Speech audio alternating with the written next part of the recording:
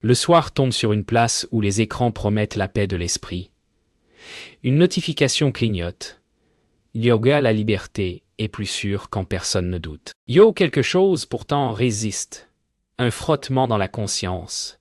Une écharde que le sommeil n'émousse pas. Des archives scellées bruissent derrière des portes épaisses et des serments murmurés au nom du bien public collant au mur comme une buée froide. On a cru que la vérité gênait la fraternité. On a fini par lui bander les yeux. Mais si l'on se trompait de remède? Si la crise venait non de l'excès de vérité, mais de sa famine? Alors surgit la question que l'on évitait. Peut-on encore vouloir librement quand la pensée abdique le réel? Une main hésite sur un interrupteur. Dans le noir, un pas avance. La loi nouvelle promet d'éteindre les incendies d'opinion qui consument la cité.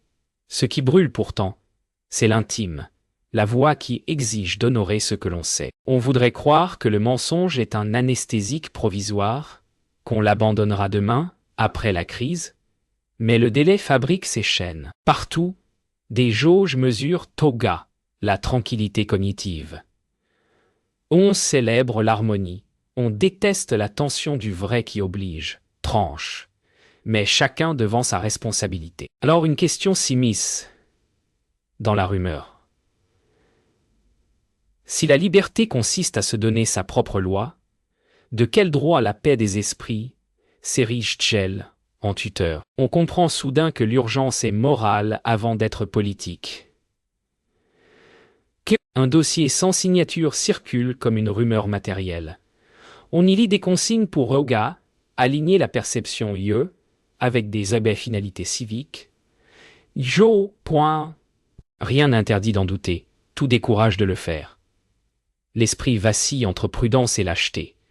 Ce que l'on appelait autrefois usage public de la raison devient une formalité décorative. Pourtant la conscience, ce tribunal sans gendarme, continue de sommer. Elle ne réclame pas le spectaculaire, mais le simple, ne pas dire autre chose que ce que l'on sait vrai. On presse que le combat ne sera pas de convaincre des foules, mais de tenir ferme quand les applaudissements se retirent. La crise n'est pas le tumulte des rues. C'est un souffle calme qui éteint les langues. On parle désormais de yoga, bienveillance informationnelle On ajuste les mots pour qu'ils blessent moins et l'on s'habitue à ne plus dire. Mais l'omission devient culture. La culture devient loi. Une salle pleine de visages approuve la réforme en brandissant des graphiques de pacification. Le mot « yobe vérité » fait sourire, comme si l'on dévoilait une superstition provinciale. Pourtant, au fond des regards, un décalage. On se sait protégé non par la lumière, mais par le voile. On éprouve l'étrange douceur d'être enfin dispensé de répondre au réel. Alors quelqu'un, quelque part, décide de ne plus consentir au confort. Le silence soudain pèse davantage que la peur du scandale. Le mot « yoga » crise. L'élégance d'un paravent, il autorise toutes les concessions. Mais l'orage annoncé ressemble de plus en plus à une bruine interminable, excusant l'abandon permanent. On pressent qu'il faudra un geste nu, sans panache, simplement juste. La vérité n'a pas d'allié, elle n'a que des sujets. Elle n'offre ni récompense ni immunité. Elle promet seulement de pouvoir se regarder sans détour. Là commence la liberté qui ne s'achète pas. Quelqu'un lève enfin le regard vers la porte scellée où dort ce qui manque. Aucun héroïsme, juste ce courage banal qu'on avait perdu de vue. Appeler les choses par leur nom. Le protocole n'est pas un monstre. C'est une habitude sophistiquée. On y apprend à moduler la disponibilité des faits, non, à les falsifier crûment. La persuasion devient architecture. L'architecture devient destin. Dans les marges, une signature codée évoque des finalités morales. Protéger les vulnérables du choc de ce qui est. On hésite, car l'intention se drape de bonté. Pourtant, l'écho d'une maxime résonne. Si le mensonge était règle universelle, la parole s'effondrerait. C'est là le caillou qui fait dérailler la belle machine. On commence à remonter les fils, qui décident du seuil tolérable de vérité, et qui décident de celui qui décide. On découvre des tableaux où les faits sont classés selon leur charge anxiogène IE. Le protocole propose de diluer les plus âpres dans des récits Joubert de Car au Gour. La technique n'interdit pas la vérité, elle l'ajourne. Ici se loge l'hétéronomie. Recevoir sa mesure du dehors, accepter qu'un autre filtre ce que la conscience réclame entière. Pourtant, céder à la douceur revient à déléguer la dignité. La liberté, alors, se réduit à un confort administré. Une objection pointe. Peut-on n'être pas prêt à tout savoir? On répond que l'enfance collective l'exige. Mais l'enfance n'est pas un avenir, c'est une parenthèse. Fermer la parenthèse, c'est grandir. Survient la tentation du détour. Publier un récit spectaculaire pour forcer l'attention. Mais l'excès abîmerait la cause. On choisit l'ordinaire vérifiable, la rigueur patiente. Ce choix coûte la célébrité et gagne la paix.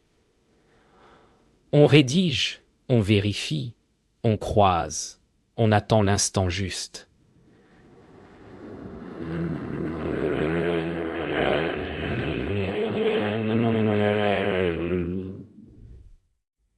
La suite déforme. On se souvient que la fin ne justifie pas les moyens. Ce sont les moyens qui donnent à la fin sa dignité. On inscrit en marge une maxime personnelle, non comme devise, mais comme seuil d'alarme. Ne rien faire que l'on ne puisse vouloir pour tous. La fuite vient de là où on ne l'attendait pas. Une conscience épuisée lâche une bribe. Ce qui semblait impénétrable s'ouvre d'un millimètre. L'aveu ne vise pas à détruire, mais à respirer. Alors se révèle le moteur secret de l'appareil. La peur que le réel n'entame l'adhésion. On comprend que l'enjeu n'est pas de vaincre un adversaire, mais de desserrer l'étreinte d'une coutume. Rien n'est plus difficile que de renoncer à une protection devenue identité. Il faudra donc proposer une autre sécurité. Celle de se savoir debout. Le plan se dessine. Rendre public, mais sans panache. Le cœur du protocole. Laisser les faits travailler, comme un levain ferme. On sait que le premier choc sera le déni, puis l'ironie, puis l'usure. On se prépare à durer. La peur demeure.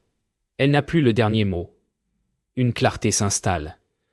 L'autonomie n'est pas un sentiment, c'est une promesse tenue, malgré le coup. On découvre alors une joie très maigre, presque secrète, l'alignement de la parole et de l'esprit. Ce n'est pas spectaculaire, c'est habitable. La publication tranche comme une lame propre. On n'y trouve pas d'invective, seulement des corrélations, des courbes, des minutes. L'effet est d'abord un silence consterné. Puis surgit la rhétorique du soin blessé. Pourquoi infliger des vérités qui inquiètent? On répond qu'il n'est de respect que dans l'adresse franche. L'espace public se redessine. Non plus un théâtre apaisé, mais une salle d'audience. On s'étonne de respirer mieux, quand l'air est moins parfumé. La peur recule d'un pas. Elle ordonne une campagne douce, de discrédit, poli, comme un gant. Le combat, on le voit, sera long et propre. Une convocation arrive, enveloppe épaisse. Langage courtois. On s'y rend sans panache, accompagné d'un souffle calme. Le couloir a cette acoustique qui fait entendre ses propres pensées. On se répète que la vérité n'est pas une force d'occupation, mais un service rendu à la liberté. La commission sourit, remercie, demande si l'on n'a pas interprété. On répond par des procédures. On comprend que la patience, ici, sera la seule arme qui ne se retourne pas contre son porteur. Et l'on tient. Le récit officiel s'adapte.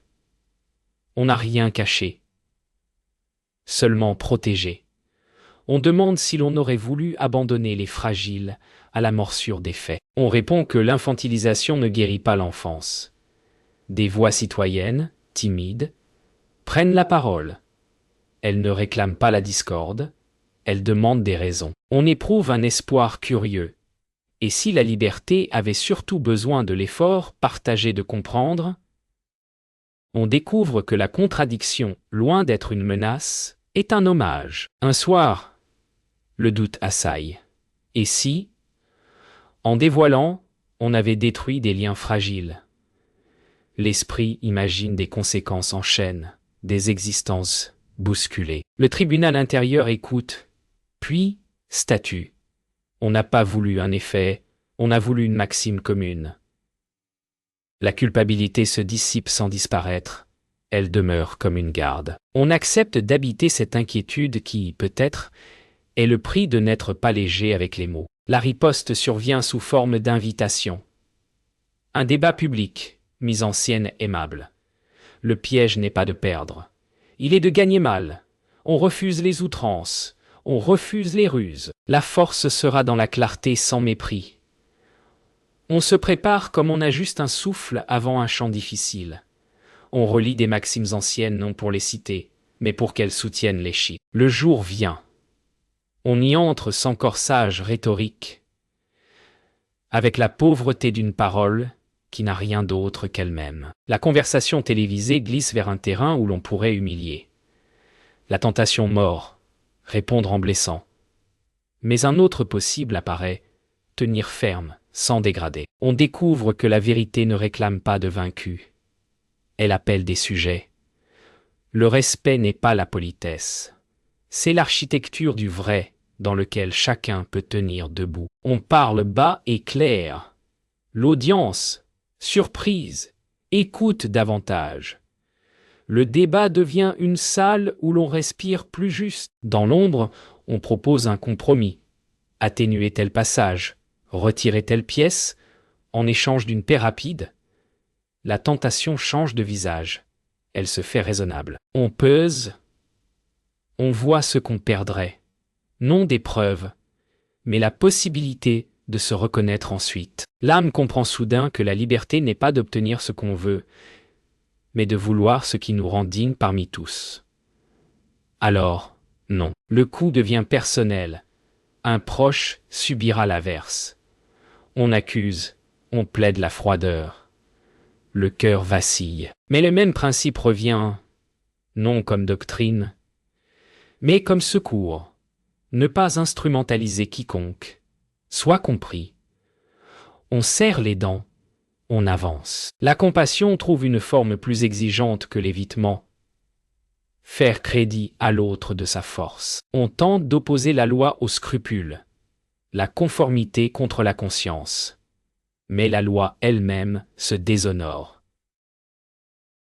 Si elle rompt avec ce qui fonde la parole commune, on plaide non contre l'autorité, mais pour qu'elle demeure légitime. Étrange retournement, la vérité, loin d'être sédition, devient fidélité aux conditions de l'obéissance. On ne franchit pas la ligne, on la rend visible. La solitude s'installe, mais elle n'est plus défaite.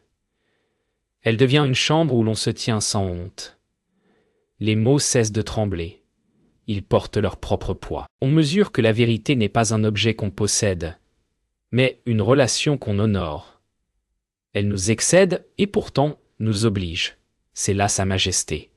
La fatigue devient simple, la peur gérable. On ne triomphe pas. On persévère. La machine se réajuste.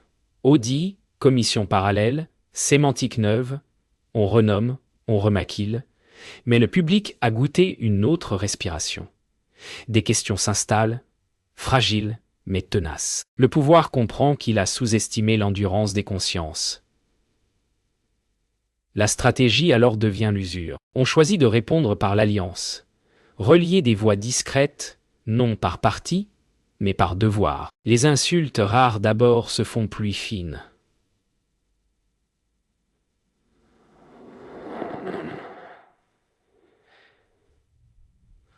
On aurait menti en accusant le mensonge. On accuse d'orgueil ceux qui refusent de plier. On décide de ne pas répondre à tout. On répondra seulement aux raisons.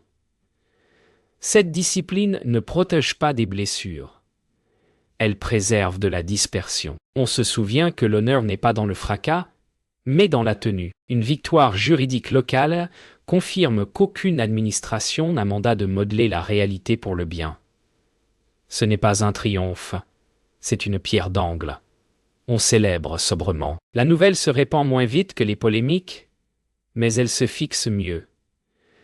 La joie ici ne saute pas, elle s'approfondit, comme une respiration qui retrouve son amplitude. Le ministre change de registre. Il se dit prêt à ouvrir les archives sous condition. On comprend que le geste cherche surtout à reprendre la main. On accepte pourtant l'ouverture parce que la vérité n'a pas peur des scènes qu'on lui impose. On s'y rend avec la même sobriété qu'au premier jour. Les portes coulissent. L'air y est sec et sans mémoire. On déplie la patience une fois encore. Dans une boîte grise, un mémo, égaux, la vérité sera dosée selon l'intérêt public. Aucune phrase n'a jamais semblé plus polie, ni plus dangereuse. On la lit à haute voix, sans trembler. L'air paraît soudain plus net. La pièce, plus étroite. On comprend qu'il n'y a pas d'accord possible sur une liberté qui se nourrit d'aveuglement dosé. Alors on signe un refus, non de coopérer, mais de consentir à l'oubli organisé. La nuit qui suit est sans sommeil, non par remords, mais par lucidité. On revoit chaque décision comme on vérifie une poutre. Rien n'est héroïque, tout est exact. La conscience ne punit pas, elle éclaire. On s'aperçoit qu'on n'échappera jamais à cette lumière, non parce qu'elle traque, mais parce qu'elle nous rend capables. On prononce en soi la phrase qu'on savait depuis le début. On ne fuit pas la vérité, on se fuit soi-même quand on la trahit, et l'on décide de ne pas se perdre. On retourne à la ville comme on revient d'un voyage intérieur. Les vitrines n'ont pas changé. Quelque chose en soi. Si.